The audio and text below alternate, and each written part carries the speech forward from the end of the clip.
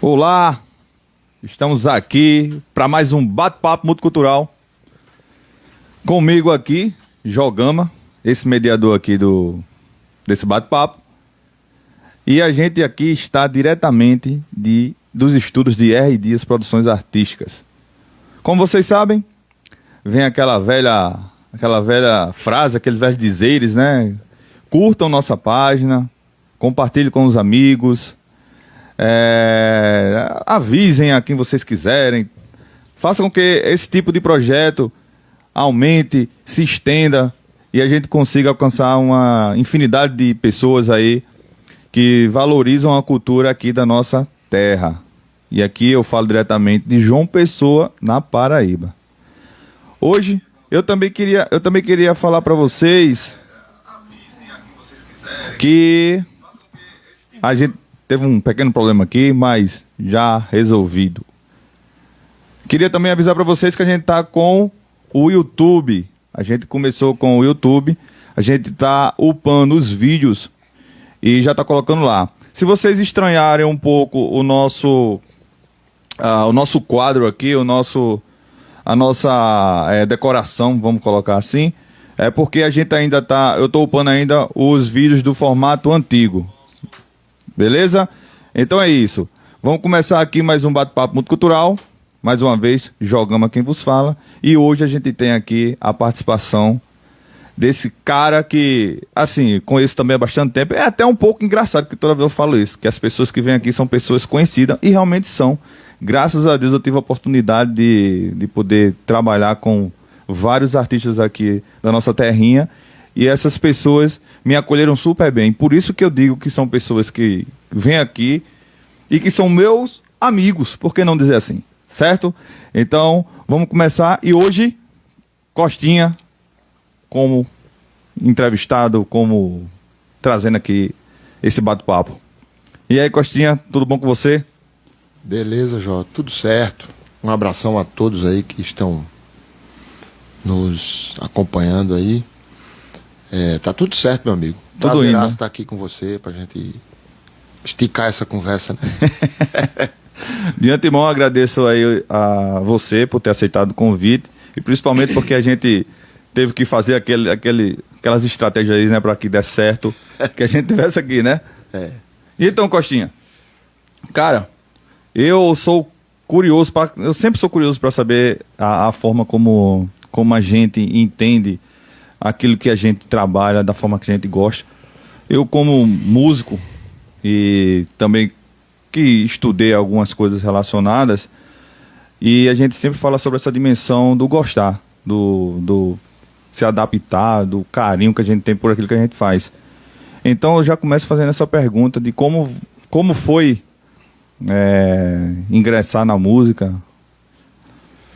Rapaz, Jó, a minha relação com a música é desde da minha infância. Então eu tive uma influência muito grande na minha casa, né, através dos meus pais e meus irmãos, que são músicos também, né? São todos os teus irmãos são músicos? Não, mas por exemplo, a Radegundes, Sim. que é o mais velho, né, dos homens, era músico, que Deus o tenha. Uhum. Zacarias, o meu outro irmão que hoje é vaqueiro, mas começou músico. E Bobó, que é meu irmão. Eu sou o mais novo dos homens, né? Bobó é o que está antes de mim. E então foi isso, assim. Lá em Itaporanga a gente estudava no colégio que tinha banda de música, ensinava música na escola, né? Então, Radegundes entrou na banda, depois Zacarias entrou, saiu, depois Bobó entrou e eu continuou. Fui nessa onda aí. Então, aquela coisa da relação, da enculturação, né? Você acaba absorvendo esse... De forma natural, né? De forma natural, esse conhecimento, assim, de forma natural. E aí, quando você menos espera, você já está envolvido ali e já começa a gostar daquilo, né? Uhum. E aí você... Então a minha história foi assim. Então eu toquei lá na banda em Itaporanga durante um tempo. Depois, como meu pai fez com meus outros irmãos, fez comigo também. Trouxe aqui para João Pessoa para pra gente ampliar os estudos, né, em música e tal. E assim foi.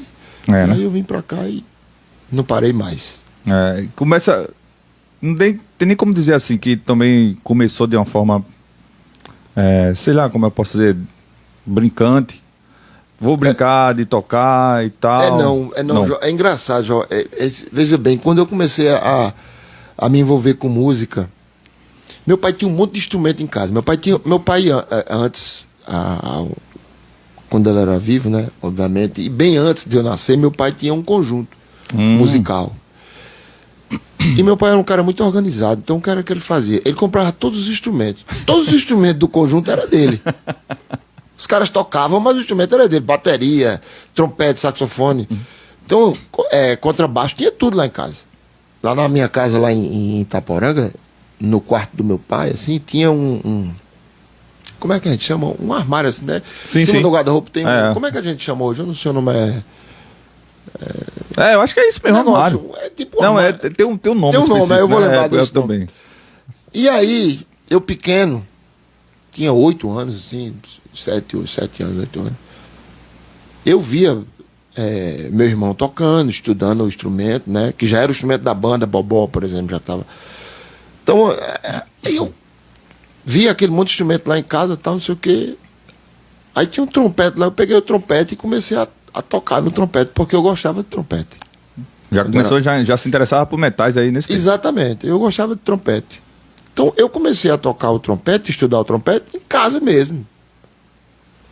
Aí depois foi que eu fui pro ginásio, lá pro colégio lá onde a gente estudava, o ginásio diocesano, que é do Padre Zé, né? E aí que eu fui estudar música, mas isso começou em casa. E eu lembro assim, eu pequenininho, mas a minha intenção não era de brincar. Ah, entendi. Já era pra ser um negócio mais sério mesmo. Era engraçado. A minha intenção já era de tocar mesmo, eu já tinha a preocupação de tocar. Ah, rapaz. Entendeu?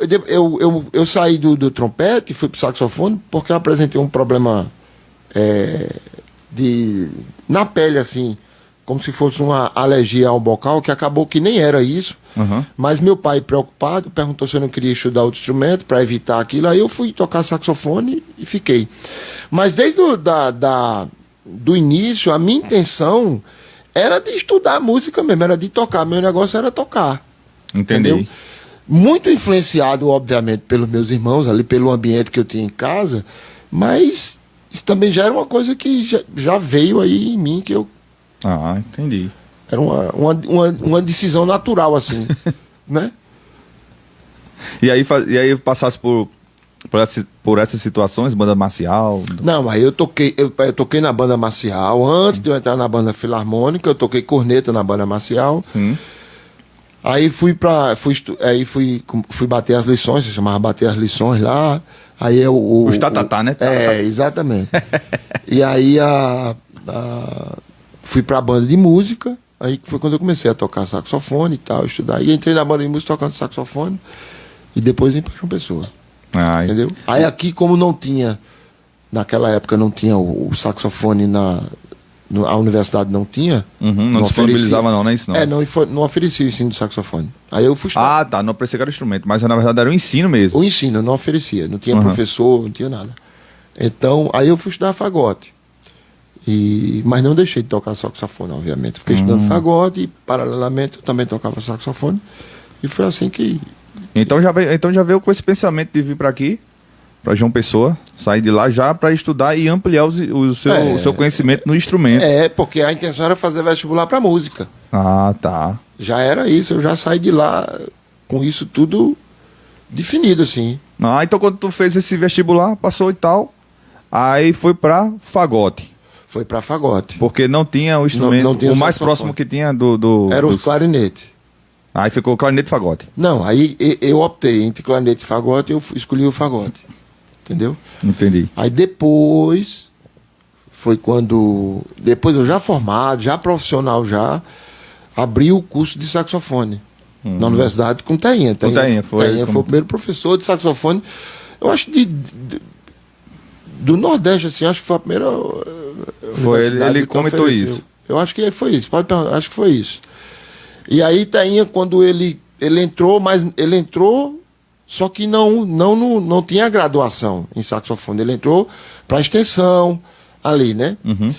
Aí depois foi que eles trabalharam lá e abriram a graduação em saxofone. Aí foi quando eu fui fazer com Tenha. Caramba, bicho. Aí eu me graduei em saxofone também. Aí eu fiquei graduado em fagote e em saxofone. Entendi. Nesse tempo aí, vocês já se conheciam já? Antes de Já, entrar? eu conheço Tenha desde os anos 80. A gente já tinha o JP Sax e tal. E era, né? Já. Ah, tá. A gente já atuava profissionalmente. Entendi. Acho que ele Juntos. comentou sobre isso mesmo. A gente já atuava profissionalmente juntos. Mas aí eu fui, como abriu, aí eu achei interessante fazer a graduação em saxofone também. Entendi. Aí como eu já tinha cursado todas as outras disciplinas, eu paguei apenas o instrumento, né? Uhum. Que foi com Tenha. Tenha foi meu professor. Tô entendendo. E como era, hein? Como era a vida do músico naquele tempo? Em relação ao profissionalismo, em relação a cachê, viver de música, ou tinha que buscar outro espaço para viver? Nunca foi fácil, né? Em época nenhuma. Eu acredito, assim. Naquela época também. O que é que diferencia os anos 90, 80, 90 de agora? O que diferencia é que agora tem umas facilidades que a gente não tinha à época, por conta do advento da internet, essas coisas todas, né? Então hoje gravar, divulgar é muito mais fácil do que nos anos 80, nos anos 90. Sim. Né? Então, isso para quem é músico, eu acho que é uma grande vantagem. Uhum. Né? Antigamente, para você divulgar um show seu, Era uma novela. Era novela. Era pau, né? Era no. Não. Na mão mesmo, né? Na mão, e assim, você tem que arrumar um camarada que fizesse um desenho para você levar para uma gráfica, para não sei o quê, para poder fazer um cartaz. Tu tá ligado? Pra ficar razoavelmente legal. Exatamente. Hoje em dia você abre um celular, um aplicativo ali, você pega uma foto sua, bota os nomes ali, papapá, e já tá pronto e você manda. Então, assim, nesse aspecto hoje é mais fácil. Qual era a coisa positiva daquela época? Era assim, eu acho que era uma época mais romântica, assim, digamos. Uhum. Entendeu? Em relação à cidade, a cidade tinha a gente tinha um movimento musical aqui em João Pessoa que, para quem fazia música instrumental, por exemplo, né, tava assim, A aceitação era melhor. não, tava, como é que se diz assim? Borbulhando. Naquela época, né?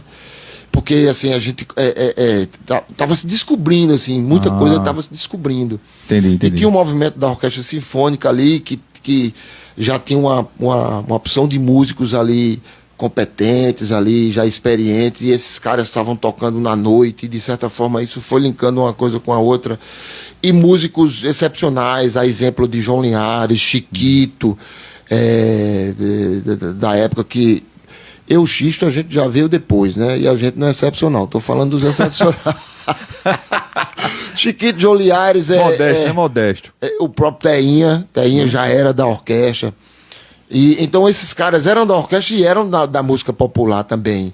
Então tinha esse movimento, Sérgio Galo, né? Tinha esse movimento nos bares que era muito bacana assim. E foi criando esse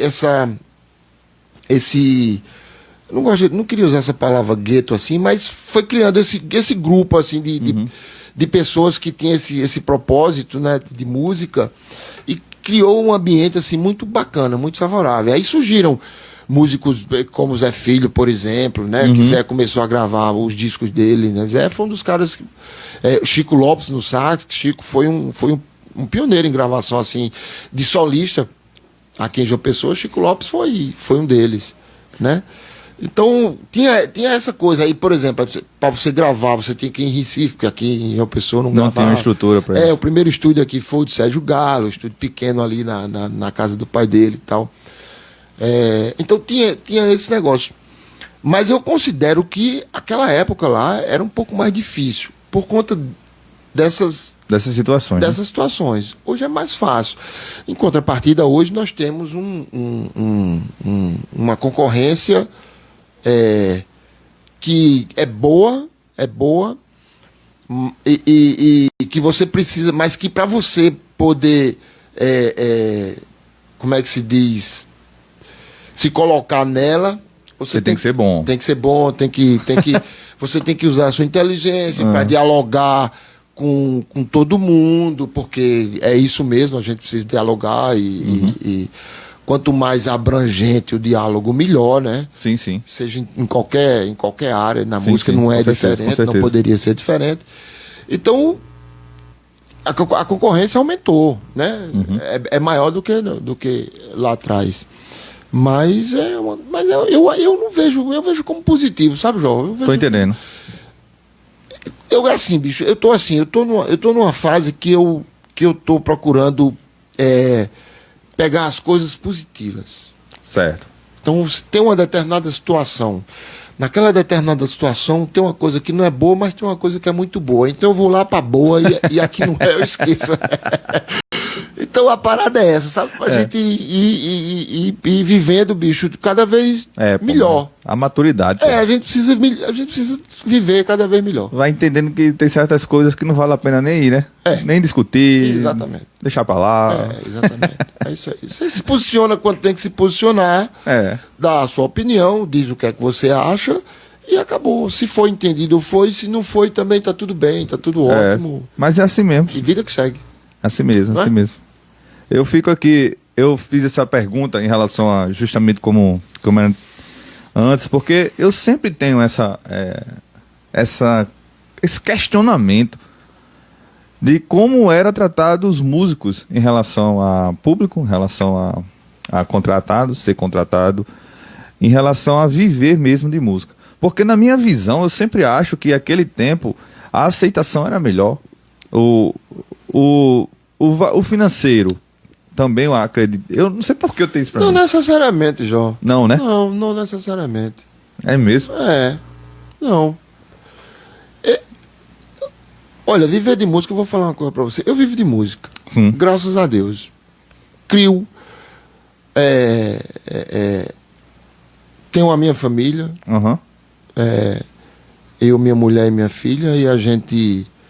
É com o meu trabalho que a gente sobrevive.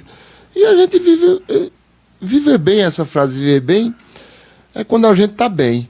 Eu acho que a gente vive bem porque a gente tá bem. Tá bem. A gente tá bem, a gente tem onde morar, a gente tem o que comer, né? Então essas coisas são importantes. A gente não precisa, a gente é feliz, não precisa mais do que isso para viver, né? Tô entendendo. Então, viver de música é complicado, assim como é complicado em outras profissões também, em qualquer tempo. Agora, o que é que faz tornar isso menos complicado?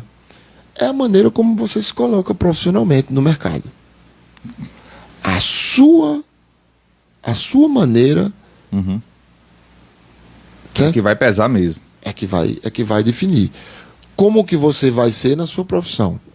Então, se você tiver respeito, trabalhar muito, ser uma pessoa honesta, ter responsabilidade e, obviamente, ter conhecimento no que você está fazendo, certamente você vai ser absorvido pelo mercado. Em qualquer profissão. Seja músico, médico, advogado. Sim. Se você não tiver esses atributos, essas qualidades, digamos assim, obviamente você vai ter mais dificuldade. Então, isso é em qualquer tempo, né? E eu acho que hoje, em relação ao tempo que você está falando, é mais fácil ou menos difícil, porque eu acho que hoje está muito mais aberto as coisas, entendeu? Então, a gente consegue se virar mais rápido e mais fácil do que antigamente. Eu acho. Tô entendendo. Entendeu? Outro dia eu tava conversando aqui com o próprio Rivaldo mesmo. E com o Adriano também já é. E eu tava falando, né, sobre essa questão de cachê. E ainda, cachê até agora foi que deu um avanço, né? Faz 150 por aí, assim. E até então, até pouco tempo mesmo, era 100. Não era, vinha de 100 a, sei lá, dos anos 90, 90 e... Eu toquei na noite nos anos até 2004 e o cachê, eu tocava no Miss Caipira, não sei se você lembra desse Lembro sim. Tocava lá com meu amigo Rostam. E o cachê na época, bicho, era R$100. Era um dos melhores cachês que tinha aqui na cidade. Era R$100, né? Em 2000 e... eu deixei, eu saí do Miss, acho que em 2004. Era R$100. Pois é, aí você tem Não ideia. mudou muito, né? Não mudou muito. É. E aí eu conversando com o Denis aqui, aí eu perguntei, né, também essa curiosidade. Rapaz, eu disse, Denis, e aí, bicho, lá nos Estados Unidos, lá, tu tá morando, quanto é o cachê lá? Ele disse, $100. É. Tudo é 100, né? É, exatamente. Mas você sabia que lá também não tem uma realidade muito boa, Não, a depender dos lugares que você toque. Eu conversando mesmo com o Denis, ele falou, dependendo do lugar que você vai tocar, Não é essas coisas todas, não não. é essas coisas todas, né? Entendi. Mas Jó, é uma coisa, isso é uma coisa interessante, assim. Essa questão de cachê na área de música, assim, de músico, é uma coisa que envolve uma série de Fatores. fatores. A gente, às vezes, obviamente que a gente queria que o cachê fosse cada vez melhor e tal. Mas a gente entende também que tem pessoas que estão numa determinada situação, tem músico que está numa determinada situação, tem bar que está numa determinada situação e assim, e tem uma coisa de um querer ajudar o outro, né? Uhum. E essas coisas, no final das contas, tudo isso vai para a mesma sacola, né? Sim. Pro mesmo caldeirão. Agora, a gente poderia se organizar assim e ter uma... Brigar pelos brigar direitos. por um cachê melhor. Eu acho que isso é fundamental. Entendeu? Mas aí isso aí vai passar por uma coisa muito mais ampla, que tem que ter uma consciência maior de profissionalismo, de categoria e tal, que envolve uma série de coisas, que não deve envolver política, infelizmente, sim. acaba que Envolve. Acaba que envolve. Não tem como fugir disso, não né? tem como fugir disso. Então isso é uma coisa que vai ficar travada para sempre. Porque desde que eu sou estudante de música, que a gente ouve Que falar tem nisso, essa coisa que toda. tem essa conversa, a discussão, e não sai do lugar e nunca vai sair. Na minha opinião, nunca vai sair. Eu acho que nunca vai sair. Agora, você, quando eu digo você, O profissional. o profissional, ele faz as suas define os seus valores e arca com as consequências. Sim, paga quem quer. Exatamente. Eu Você trabalho vai assim tocar pra mais quê? ou você vai tocar menos. Eu faço isso, entendeu? Uhum. Às vezes os caras me chamam pra tocar, o cachê é tanto, eu não vou. Aí você fala assim, não, cachê, porque você tem emprego e tal, você é professor da universidade. Não tá, tudo bem, concordo. Talvez se eu não tivesse, eu até fosse, né? Não sei, a gente não sabe. Uhum. Isso vai depender da situação, por isso que eu digo que é complexa essa relação, é complexa. É muito complexo. É muito complexa. Então, a gente tem que respeitar A diversidade de cada um. de cada um e a atitude que cada um toma, entendeu? Então eu não posso criticar um cara que aceitou um cachê menor sem eu saber por que ele aceitou aquele cachê. Então isso é muito complicado na nossa profissão. Então a gente tem que ter calma e você tem que fazer o seu Da forma que você acha que dá sendo correto, né? Pronto, e todo mundo tem que se respeitar. Eu acho que é isso aí. Então se eu digo que meu cachê é tanto, tá tudo certo. Se eu não vou tocar porque meu cachê é mais alto, beleza, tudo bem, eu não toco. Outra pessoa vem e toca pelo cachê menor, tá tudo certo também, não tem problema. Ele não é inferior a mim, nem é superior, não é nada, tá tudo certo. A gente tem que entender isso. E aí a coisa vai... Não dá mais para brigar assim, João, por essas coisas. Isso é a minha Sim, opinião. não, mas tá certo. Não dá mais para brigar, não tem mais como você brigar. Vamos tentar viver bem, cada um faz o seu e tá tudo certo. Eu lembro que quando eu trabalhava na estação, aí houve uma liberação da estação, né? Liberou um espaço lá para que o pessoal discutisse a respeito de um possível... eu não vou lembrar agora o nome, não era sindicato, mas era quase um sindicato. E aí, um dos fatores era estipular um valor que fosse o teto, né? Houvesse um teto e houvesse um piso. E aí, unanimidade que houvesse um piso, mas não teto. E aí, cada um tinha que cobrar como quisesse, mas deveria... A partir do piso. A partir do piso. Isso. Só que aí, quando foram falar as pessoas que tinha uma situação assim como a gente tá dizendo, que, pô, bicho, é diferente, eu dependo realmente disso, especificamente disso. Eu não tenho como ter esse piso, não tem como acompanhar um piso e alguém chegar para mim e pedir para eu tocar, eu precisando de dinheiro, eu tenho que tocar. Pronto. Jorge, deixa eu dizer um negócio aqui a você. Vamos analisar, no momento que nós estamos vivendo, com a inflação desgraçada dessa, com um governo horrível esse que a gente tem, com tudo lá em cima, os preços de alimento, de qualquer coisa. Antigamente a gente reclamava porque subiu o preço de um negócio supérfluo. Mas hoje em dia não, bicho. São os básicos, As mesmo. coisas básicas. O dinheiro da gente tá ficando na mesa. Um repórter essa semana falou na televisão, o dinheiro da gente tá ficando na mesa, na comida, e é verdade. Olha, pão é caro, arroz é caro, feijão é caro, Café cenoura é caro, café é caro, tomate é caro, tudo é caro, é só as coisas que a gente come. E eu tô falando de coisas básicas. Aí veja bem, como é que a gente vai cobrar isso de uma pessoa, de um cara que tá precisando trabalhar, pra ver se consegue comprar pão pra comer, velho? Pois é. Desculpa, eu acabei lhe interrompendo o seu raciocínio. Não. Mas mas é isso mesmo. não é isso? Na hora de uma discussão dessa, entre tudo isso. Toda essa análise tem que ser feita, né? Com certeza, pô, com certeza. E é complicado. Porque mesmo... É fogo, bicho. É uma discussão que ela perdura por muito tempo, e eu acho que não vai acabar nem tão cedo. Não, vai não. E olha se acabar. A não ser que houvesse um milagre assim, que houvesse um incentivo, através do poder público, para abraçar a categoria. No caso aqui da Paraíba, seria uma coisa estadual, não sei, ou até mesmo municipal de cada cidade, de abraçar a categoria e dizer, a gente vai trabalhar assim, todo mundo vai ter esse piso aqui, mas todo mundo vai trabalhar e não sei o que, não sei o que. Mas aí, Jorge, sabe que isso nunca vai acontecer. Entendeu? Aí, meu amigo aí vai entrar em muitas coisas. Não vai. Então, é muito complicado. Não dá. E aí vai.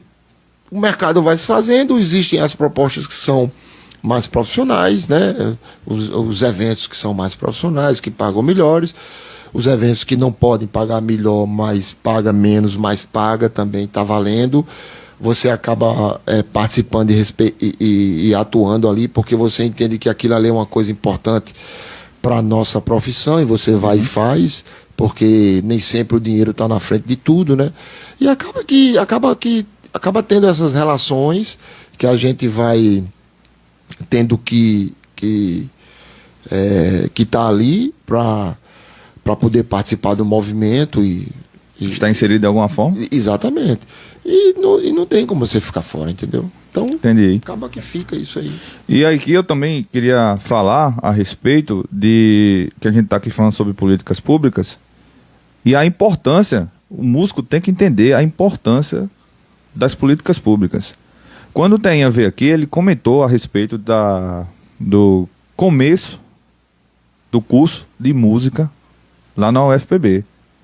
E foi um político que juntou-se, político estadual, na época, se eu não me engano, eu posso estar errado aqui, foi Buriti. Foi Buriti. Né? E ele conseguiu trazer os professores de fora para conseguir abrir esse curso de música. Então, assim, a importância, que muita gente acha que não, mas é uma importância, tem muito músico que acha que não, que só existe as políticas de lá, federal, existe toda a política... Não, existe. Federal, estadual e municipal. Mas entender que, se não há uma união de política, um conjunto das coisas, vai ser mais difícil para funcionar. Joel, veja bem, isso para mim, assim, ó, o diálogo é tudo. Aham. Diálogo, as pessoas precisam dialogar. A gente não pode radicalizar, na minha humilde opinião, não é um caminho bacana. Sim. A gente não precisa radicalizar. A gente sabe aonde estão os erros. Todo mundo sabe. Hoje em dia todo mundo sabe. A gente sabe onde estão. Hoje é fácil demais de achar os De achar os erros dos políticos e da sociedade como um todo. De todos Uhum. nós. A gente Sim, não sim. pode ir só. Todos nós. Todos nós, claro. Então, assim. Tem que englobar tudo. Exatamente. A gente sabe. Agora, a gente precisa, como eu falei um pouquinho mais cedo, a gente precisa tirar da situação ruim, a gente precisa tirar a parte boa, a parte menos ruim, digamos assim. Sim. A gente precisa fazer isso com inteligência para a gente não, antes de fazer isso, já se degladiar e sair Na tapa. na tapa. Então, essa coisa das políticas públicas, quando ela não acontece, a gente reclama. Quando ela acontece, a gente reclama também. Então a gente precisa entender, né, como é que ela está funcionando e procurar de alguma maneira tirar proveito daquele momento e fazer a parte ali que tem que ser feito. Se você perceber que aquilo ali não funciona para você, você se afasta. Mas de uma maneira ou outra, tem um governo. A coisa ruim no nosso país é que essa coisa política é uma desgraça nesse sentido, assim. Um governo faz, o outro vem, não faz, o outro vem, não faz. Isso é uma porcaria, porque não é política de Estado, é política de governo. Uhum. Né? Se todos os projetos se tornassem política de Estado, então todo político que entrasse teria que fazer aquela política, porque era uma política de Estado. Entendi. Não era uma política de governo. Política de governo, quando aquele governo sai, aquela política se acaba. Tô entendendo. Né? Uhum. Então, esse é o nosso grande problema. Então, se transformasse, se fosse uma coisa de Estado, que virasse lei ali, ó, isso aqui assim vai funcionar assim, tal. Isso é uma política de Estado. O outro que viesse obrigatoriamente teria que cumprir aquilo ali. Mas, infelizmente, na área cultural, que é a nossa área, isso não acontece. A gente já sabe disso. Uhum. Não acontece porque simplesmente a maioria dos políticos não tem interesse na área cultural e isso é verdade. Eu já vejo o que nós estamos vivendo agora aí com esse governo federal aí que a gente tem. Então, é complicado, né? Mas a gente tem que ter essa esperança nas políticas públicas, porque senão Tem que ser. senão fica mais complicado ainda, né? Tem que ser. Eu acho isso. Eu queria falar também, Costinha, na verdade eu queria voltar um pouco a esse assunto, para a gente não ficar o tempo todo falando sobre essas políticas, que são bastante importantes e dá mais vontade de falar. Mas eu queria saber assim, você já disse aí que começou bem antes de ingressar na universidade, já começou com o grupo JP Sax, que foi um grupo que rodou aí o Brasil inteiro. Vamos botar assim, né? O Brasil inteiro. Nós rodamos no Brasil inteiro. Pronto. E ainda chegou a sair daqui do Brasil para se apresentar e tal? Também. Então, a partir de que momento tu pensou em ingressar como um professor de uma universidade? A partir de que momento tu viu que só ali trabalhar como performer não ia ser tão... Enfim. Veja bem,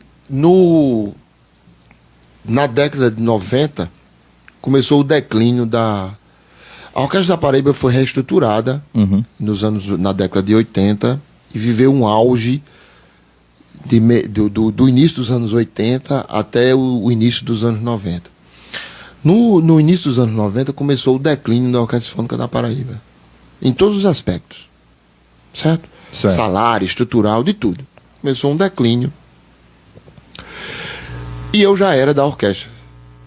Nos anos 90 eu já era da Orquestra Sinfônica da Paraíba. Eu era da Orquestra Sinfônica da Paraíba e atuava na noite, tocando Sim. e tal, essas coisas todas. Freelance. Freelance, exatamente. Então, quando isso foi se agravando, essa questão da orquestra foi se agravando, e eu fui vendo que O negócio ia dar merda. aquele barco ali não tinha, Pra onde correr, não né? tinha muita segurança, não. Mais cedo ou mais tarde ia entrar água nele. E aí foi quando surgiu a possibilidade de um concurso para professor substituto lá no Rio Grande do Norte, na UFRN. Em 93, meu Deus. 92. Em 93 eu fui para Manaus. Eu e meu irmão, a gente foi ser professor lá na universidade durante um ano, professor visitante. Eita, Foi. Em 93. caramba. Aí eu tive esse contato Direto com a academia com a mesmo. academia, exatamente. Quando eu voltei de lá em 94, eu continuei na orquestra, comecei a tocar, e aí eu fui vendo que aquela coisa tava indo, não ia ficar bacana, né? E eu já comecei a entender que eu deveria ampliar ali as minhas possibilidades. Entendi. Tenha já estava na universidade como professor, meu irmão já era da Universidade Radegundes. Então essa coisa foi se desenhando assim, né? Então a gente começou a perceber que a universidade seria um caminho, seria digamos assim, uma coisa mais Uma segura, segurança. uma segurança, exatamente. Mas só que naquela época o concurso para a universidade era muito difícil acontecer. Caramba. Era um na vida e outro na morte. Era. Só que no início dos anos 2000 começaram a surgir, com a entrada de Lula Na presidência. na presidência, né? Começaram a se abrir os cursos e as possibilidades de concurso elas foram aumentando. E aí aparecia uma vaga que não podia ser de um professor efetivo imediatamente, mas se abria para professor substituto. Então, isso aconteceu. E apareceu uma vaga de professor substituto na UFRN. Aí eu fiz em 2001. E fiquei lá como professor substituto. Em 2000. 2001. Aí eu fiquei como substituto. Aí, 3 anos depois, surgiu uma vaga para efetivo. Aqui. Lá Lá? foi. Aí eu fiz e passei. Aí me efetivei lá. Ah, começou a ser efetivado lá, não foi? Foi. Depois foi que eu vim para cá. Em 2008 eu vim para cá. Porque aposentou o meu antigo professor, que já faleceu, o professor Egon Figueroa. Ele aposentou e a vaga ficou. Como eu era professor já lá, eu poderia pedir transferência. Mas aí eu não podia porque o código de vaga era diferente. Ah, tá. Aí abriu-se um concurso aqui, eu vim e fiz o concurso novo. Me submeti e passei, aí vim para cá. Mas essa coisa, não só eu, esse start de entrar na carreira acadêmica foi de vários músicos aqui em João Pessoa, mas todo mundo com essa perspectiva, porque realmente A orquestra tava indo e de fato Mapel. ainda hoje tá. E as orquestras no Brasil como um todo, não só aqui na Paraíba, elas vivem um momento terrível. Nós temos aí no Brasil hoje umas 3 ou 4, 5 orquestras que conseguem aí, que estão sobrevivendo aí, digamos assim, no nível de orquestra. As demais se arrastando. No Brasil todo. É fogo. Não é aqui no Nordeste, não é aqui na Paraíba, é no Brasil todo. É uma instituição, digamos assim, difícil de ser mantida pelo poder público hoje em dia. Entendeu? Então muita gente ainda pena, né, bicho? Pena. Muita gente ainda pena. Gente que não teve a oportunidade que eu tive, por exemplo, É foda. né? É complicado. Então, assim, Foi uma escapatória mesmo. E ao mesmo tempo, né? Como é que eu vou colocar? Um nível de graduação a respeito de sua profissão. e para chegar à universidade, né, e lecionar. Que aí já cai na pergunta que eu queria fazer e para não te atrapalhar eu não fiz. Como foi, bicho, essa experiência, primeira experiência lá em Manaus como professor de uma academia que eu não sei como é, assim, eleva, já vem com aquele respeito todo e tal. Assim, foi um pouquinho... no começo, assim, a gente teve que entender muita coisa, porque era E foi o quê? Foi sax, foi? Fagote. Fagote? Foi fagote. Nós somos com a que foi daqui de uma pessoa, fagote, eu, meu irmão de oboé, violino Hooker, um pianista, Alexandre, um trompista, Marquinhos, e um contrabaixista, Ayrton. E nós seis, éramos 7, tá faltando um. Sim, o violoncelista, Agostinho. Então a gente foi para completar a escola de música de lá, da época. Mas não tinha a graduação. Ah, tá, era tipo uma extensão. Era tipo uma extensão, era um curso, sabe, então, de nível técnico ali e tal. A graduação mesmo foi aí no IFRN. A graduação foi na UFRN, que eu dei aula, né? Mas mesmo assim lá, tem todo um contexto. Então, você quando está fora desse contexto que você chega nele, você tem que se adaptar ali, você tem que entender algumas coisas, e a gente teve que entender. Eu, particularmente, tive que entender várias coisas para poder andar por ali, entendeu? Entendi. Então, é desafiador. Você tem que entender. Não é simplesmente assim, eu toco o instrumento, você professor, pô. Não. Você chega lá, tem todo um contexto que você precisa entender, todo um esquema lá que... E aparentemente assim, aparentemente não. Hoje, tu vê alguma... O que necessariamente precisaria hoje para o desenvolver e uma melhor qualificação, no caso, para esses cursos que tem dentro dessas universidades. É assim, um curso superior mesmo em relação a... Você pode especificar o seu próprio instrumento, ou então falar de um geral, da educação em geral, digo no sentido da educação...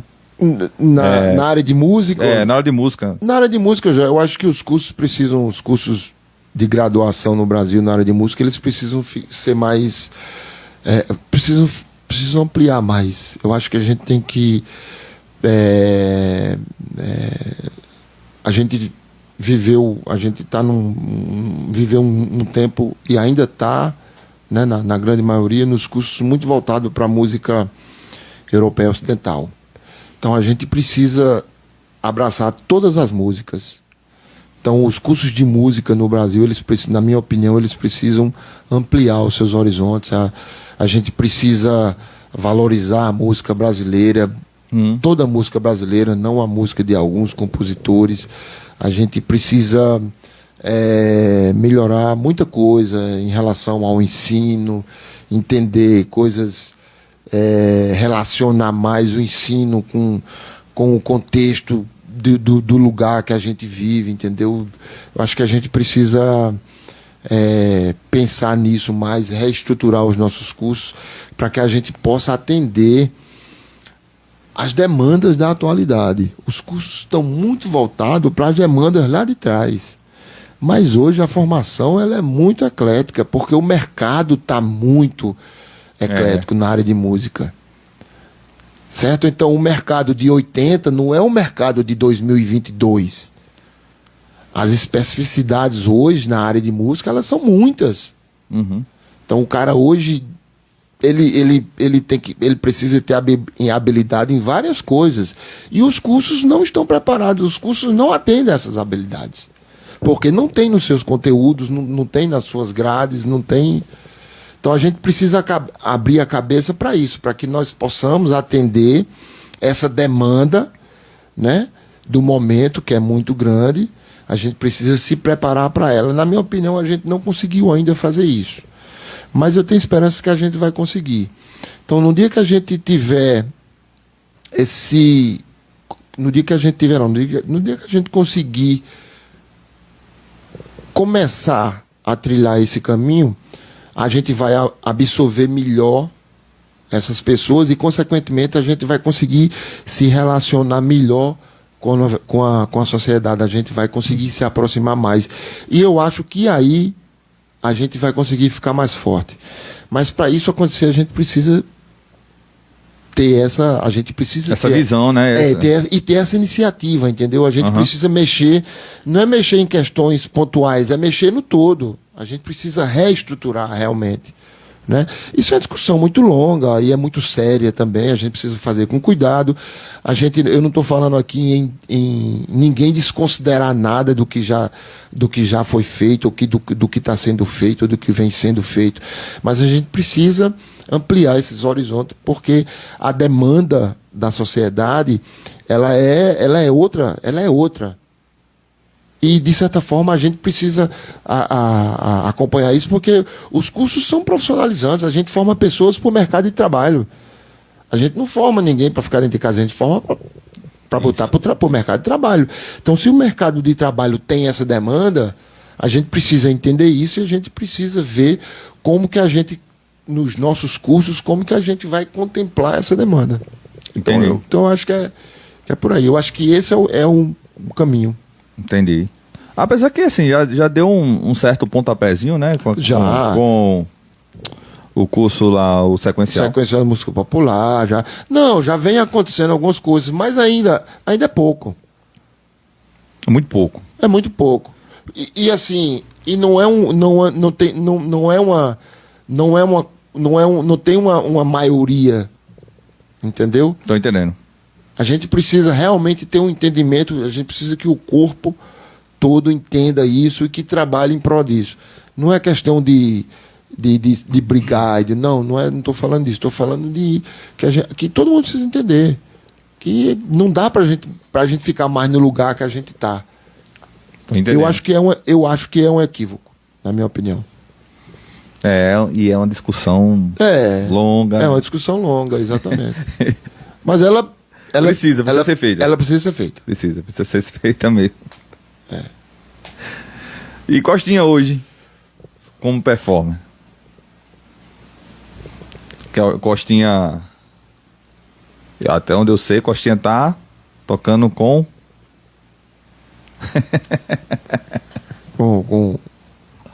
quem? Com o Alceu? Com o Alceu. Não, Jó, eu faço alguns shows com o Alceu. Sim, os shows dele normalmente os shows que são relacionados ao carnaval, eu tenho desde 2018 eu venho fazendo com ele, né? Semana passada a gente fez um show. Eu sei, eu acompanhei. Eu tô até com a camisa dele aqui. Coincidentemente você fez a pergunta, eu tô com a camisa. Eu tô fazendo esse trabalho quando ele precisa, obviamente, né? Eu vou e faço. Tem sido uma coisa muito boa, eu adoro, é um artista fantástico, né, fantástico, e toda a equipe dele, a banda dele, são pessoas maravilhosas, sabe? Eles me receberam muito bem lá, e eu me sinto muito feliz quando eu estou lá com eles tocando. É uma coisa muito boa, e é um trabalho profissional muito interessante de fazer. É uma responsabilidade grande, assim, tem toda uma estrutura, tem todo um cuidado que a música popular tem, que algumas pessoas acham que não tem, mas tem todo um cuidado ali, todo um tratamento, e quando a gente está lá, a gente... E isso aqui é foda. A gente tem que se encaixar nisso aí e tal. Então é uma coisa muito boa de fazer. E eu também tenho o meu trabalho. Sim, é isso que eu ia falar também. Do meu trabalho solo, né? Eu gravei o ano passado um disco, não foi físico, né? Só, como é que a gente diz? Hoje é digital. Tá em todas as plataformas. Aí eu coloquei os 2 anteriores, né? E esse último. Eu tenho 3 solos, estão lá, para quem quiser ouvir. E eu continuo fazendo isso, tocando. E assim, eu tocando as minhas músicas, as músicas aqui de compositores daqui, sabe, Jó? Eu tô mais voltado agora para um trabalho autoral mesmo, assim. Autoral e de compositores contemporâneos aqui, colegas meus aqui, que atuam nessa área aí, são pessoas maravilhosas, a exemplo de Léo Meira. Eu gravei música no meu disco último agora, eu gravei de Rogério, eu gravei de Uaná, gravei, porra, de Adeildo. O Aná tá com toda a gota aí, viu, bicho? O Aná compôs um frevo pra eu gravar com ele de piano. Nossa senhora. Impressionante. Quase que eu me arrebento pra tocar, mas valeu a pena. Gravei uma música de Adeildo, assim. Então, assim, a gente tem uma música muito forte. Eu, outro dia, eu comentei, não sei o que eu comentei. A cena paraibana hoje é muito positiva, cara. A música paraibana hoje tá muito forte. Nós temos artistas aí. Tá aparecendo muita gente boa. Porra, Jó, pelo amor de Deus, cara. A gente tá numa leva de uma galera aí, meu irmão, impressionante. Verdade. De compositores, de artistas mesmo. Pô, nós temos aí, eu não vou citar nome para não ser injusto, esquecer aí, mas a gente, você sabe, todo mundo sabe. Então a música nossa hoje é muito forte e aí é onde tá. Pronto. Hoje, você consegue divulgar a sua música muito mais fácil. Então, por conta disso, esse movimento se torna mais forte e mais conhecido. Por que ele se torna mais forte? Porque ele fica mais conhecido. Lá nos anos 80 era mais difícil.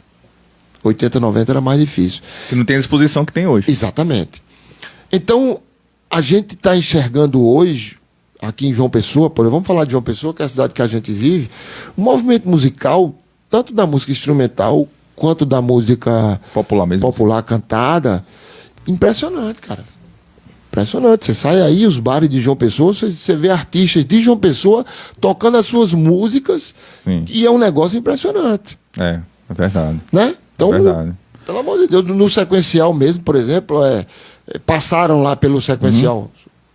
Eu estive lá. Você foi aluno, Seu Pereira foi aluno, Escurinho foi aluno. Repara bem, Escurinho foi aluno. Tiago foi aluno, Tiago Almeida. Tiago Almeida, Pedro Yuri. Indo. Yuri. Pedro Indo, Yuri foi aluno, Pedro Indo foi aluno. Esses caras fazem a cena da música hoje aqui na Paraíba, aqui em João Pessoa, cara. Não é verdade? Yuri tá com trabalho. Yuri Gonzaga. Yuri Gonzaga, eu sei. Tá com trabalho autoral. Pois é. Bom, cara. bicho. Então- Inclusive já foi convidado para vir para aqui. Pois é. Então, assim, isso é muito bom. Eu considero esse momento aqui um momento muito bom na música paraibana. Na minha humilde opinião, né? Eu gosto sempre de dizer que isso é a minha opinião, é o que eu vejo e é como eu entendo isso, entendeu? Então, por exemplo, hoje eu saio à noite quando eu não estou tocando, eu peço para minha mulher ou minha filha fazer uma pesquisa, quem é que está tocando aonde? Aí a gente vai lá, tá aqui, fulano de tal tá em tal lugar, então vamos lá ver. É isso aí. Entendeu? Então isso é uma coisa... Eu acho que tem que esse tipo de pensamento tem que ampliar cada vez mais, bicho. Porque realmente a gente tem muita gente boa aqui e que eu costumei costumei ouvir na verdade eu vi uma live em que tava Gledson e que tava Beto. E aí, cara, quando perguntaram a Gledson quais eram as influências dele, isso me marcou, bicho. Me marcou pra caramba. A gente já tava com essa ideia aqui, mas isso ampliou cada vez mais a minha vontade de ter esse bate-papo. Que Gledson, bicho, falou, cara, minhas influências, assim, são várias, não sei o que, tal. Mas hoje, maduro, eu tenho que dizer que minhas influências é Beto. Porque eu vejo o Beto tocando. Minha influência vai ser meu irmão, Léo. Porque eu vejo o Léo tocando. É isso aí. A gente tem esse costume de achar que sempre os de fora vão ser os melhores. Que eles são. Mas os de dentro também são muito bons. Olha, Jó, rapaz, olha, quinta-feira eu fiz um som, eu, Gledson, Léo e Xisto. Num bar aqui em João Pessoa. O repertório que a gente fez, 95% foi de música autoral. Instrumental. Que autoral. Massa. Músicas minhas, música de Xisto, música de Elinho Medeiros, música de Léo Meira. Porra. Nós 4. Tocamos 2 horas de som. Autoral. A casa lotada. E o povo ouvindo e aplaudindo. Pois é, bicho. Então, por que é que a gente não tem que tocar a nossa música? A gente precisa tocar a nossa música, cara. As pessoas precisam conhecer. Precisam ouvir, né? Se a gente não tocar, ninguém conhece. Se a gente não tocar, ninguém conhece. A gente precisa tocar. E a gente precisa entender que a gente, de uma maneira muito humilde, a gente sabe fazer o nosso trabalho. A gente tem que acreditar no que a gente faz. Senão a gente não vai sair nunca, né? Esse lugar ruim que a gente tanto acha, né? Se a gente não acreditar no que a gente faz, a gente nunca vai sair desse lugar. Então, como você perguntou, Costinha, hoje, você... Como performa? A minha performance é essa. Hoje eu toco a minha música. Hoje eu toco a música dos meus amigos aqui da Paraíba. E também, obviamente, eu não vou tocar... Não estou dizendo que eu não toco as outras músicas, eu toco também, sim, mas eu priorizo essa música. Então, vai ter um show de Costinha. Vai. Então pode ir lá que as músicas autorais dele, elas vão estar lá no show. Com certeza. Qual foi aquele CD que tu lançou? CD não.